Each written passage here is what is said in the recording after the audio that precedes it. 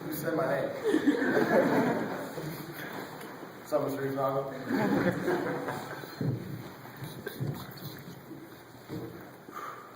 Good morning. Good morning. What is important to you in life? If you had asked me this in 9th grade, I would have told you UVA football, playing basketball, and purchasing the latest Air Jordan shoes. Well, thankfully, a lot can change in 4 years. In 2005, I was 11. My mom had just gotten married. I was about to have a little sister, and we were moving from Charlottesville, the only place I'd ever known, to the outskirts of Crozet. It was only 13 miles away, but it seemed like I lived hours from my hometown. Although I never let anyone know it, it was a tough time for me. Through 6th, 7th, and 8th grade, I really didn't have a whole lot of friends, and I wasn't that fun or interesting to be around. I really was just trying to figure out who I was. So after 8th grade, my family and I made a mutual decision that would change my life forever. I know what you're all thinking. That decision was to come to Miller. Well, you're right. At first, I didn't really know what to think. I've been very familiar with the school since my stepdad came and worked here as disciplinarian and girls basketball coach since 2004. And we even lived on campus for a short while. You know when you're starting something new, you can tell how things are going by the first few minutes? Well, this can never be more true for me. At 8:30 in the middle of the foyer on new student orientation, I was greeted by a girl that was jacked up off 2 Mountain Dews, and who knows what she had for breakfast. She greeted me, "Hey Christian, I'm Brooke. I'm Gregory's daughter." I was sluggish and tired while she was going 1,000 miles an hour. Based on my interactions with Brooke, I knew I wasn't going to have a tough time making friends here. Another thing that has remained throughout my life is having a good relationship with my family. I grew with my young single mom. At times it seemed like we were growing up together. And although we never really had a whole lot of money, she somehow always made sure I had everything I wanted for Christmas sitting under the tree. And she made sure I always had school supplies and was the best dressed kid on the playground.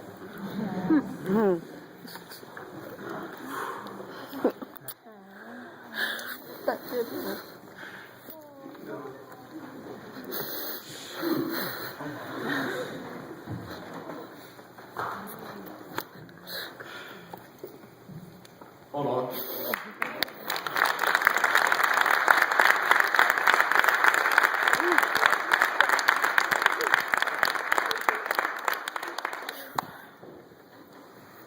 All right. This led to lots of help from my Granny and Larry, my Nana and Papa. I still continue the trend of going to my Nana and Papa's every other weekend, every Saturday, even in the fall. You can guarantee we're at Scott Stadium. I'm glued to the television set watching our... Dang, this is hard.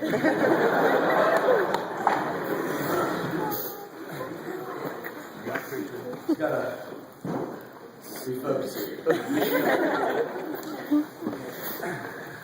All right. You can guarantee we're at Scott Stadium or glued to the television set watching our beloved Virginia Cavalier football team. That's page 2.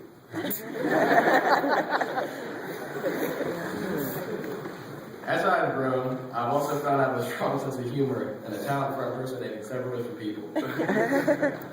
I can do Miss Hayden.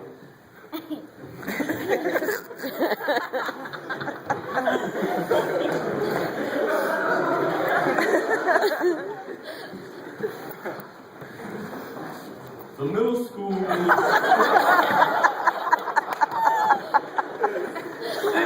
and service go together like color and jelly.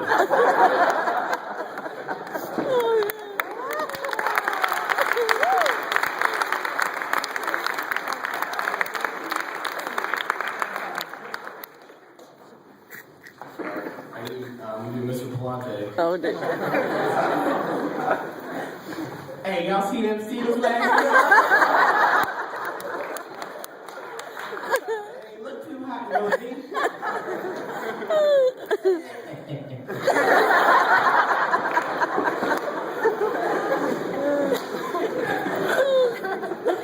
I'll do one for Miss Mumal. Could the senior class donate $200 for the Hurricane Sandy Relief Fund? And my last one is Mr. Moore.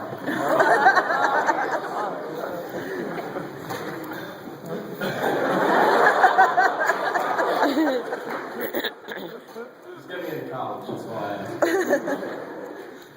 Would all internationals that are taking the total stay after chapel? We're going to have a brief meeting and let me know that you're going on the bus to Fort Yankton on Saturday. Great now. Like, oh my god.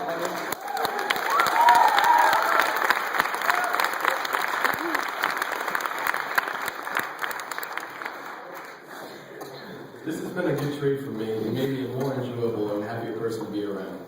I love to make people laugh, and it's also a good attention drawer. Whether it's good or bad, everyone likes to have attention. The final and perhaps the biggest hobby I've found since I've been at Miller is my love of baseball. My first 2 years were tough, but I enjoyed every second of being on the team, even if it meant not playing every inning. I was surrounded by great guys including Thomas Stallings, Joaquin Lissenberger, Cody Rose, and yes, even me, Mike Daly. I really studied the game and had fun along the way. To go with great teammates, there was a great coaching staff, Mr. Kerouac, Mr. Palante, and Coach Sammy Beal. It was Coach Beal who gave me the name C Money. He was my first baseball coach, and I owe a lot for the personality he had both on and off the field. I remember one game we were about to travel to VS in Lynchburg on a sunny Saturday. We all got there around 11 o'clock, and Cody and I had to get the water cooler out of the trainer room. Unfortunately, the door was locked, and we thought it would be a good idea if he pushed me through one of the locker room windows, and I would open the door for him. That part was surprisingly easy. But as I walked into the hallway, it was pitch black. Someone had left the hard wooden boxes in the middle of the hallway. As I was walking, I tripped over the short box and fell face first on the tall one. Coach Bill didn't notice until we were in the dugout and said, "I see money. What happened to your face?" I said, "Coach, I got in a fight last night." He replied, "What's the matter, son? You couldn't handle the water cooler?" I'll definitely miss some moments like that.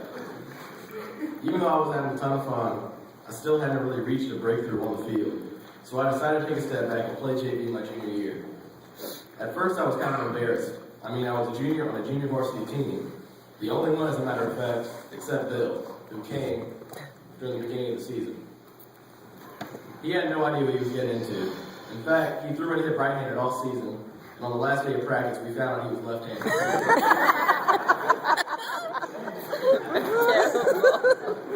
Bill was definitely a addition to the team. It was the season of first. I started just about every game in left field, started the rest of the time at first base, and even pitched. I was the captain and leader of great young players who loved the game as much as me, and was taught by a great guy, Coach John Llewellyn, Mr. Wiley, and some guy that the Miller found on the street that just happened to be one of the best pitchers ever played in the majors. His name was Billy. I did a lot with those guys. We even traveled to Tazewell, Virginia for a doubleheader against the Tazewell Bulldogs. If you had told me we were going to the Bayou of Louisiana, I probably would have believed you. The first place we went to was a dark, dingy restaurant that had alligator posters and statues all around. We were greeted by the owner who was wearing flip-flops, blue jeans, and a pink and white polo. Talk about swag. But boy, they had one of the best cheeseburgers I had in a while. The next day, we prepared for our game. There was a local news team there to get some film on us and interview Coach Wagner. For the weekend of the doubleheader, we hadn't been playing too well. I think the doubleheader against Tazewell really turned the season around for us. In the first game, we lost 6-5 on a squeeze play that the Bulldogs ran to perfection. And in the second game, we lost 6-3. Even though it was one of the longest 4-hour trips I had in my life, it was a great experience, and I hope to have it again this upcoming season. I'm happy to say that since I've been at Miller, I found the epitome of what's important in my life through my friends.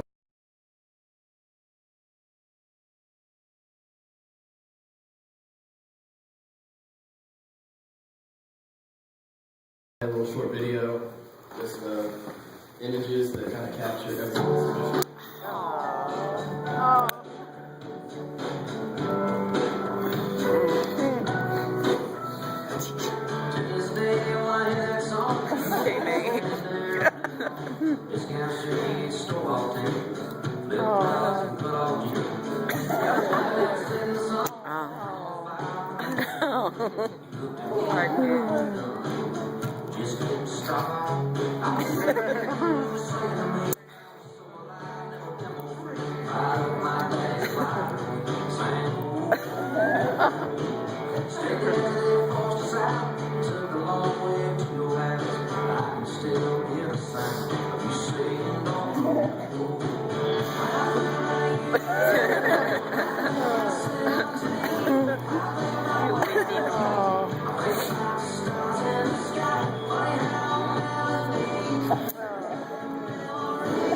Yeah, little.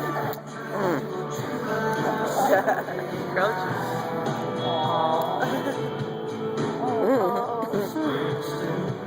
Gonna talk.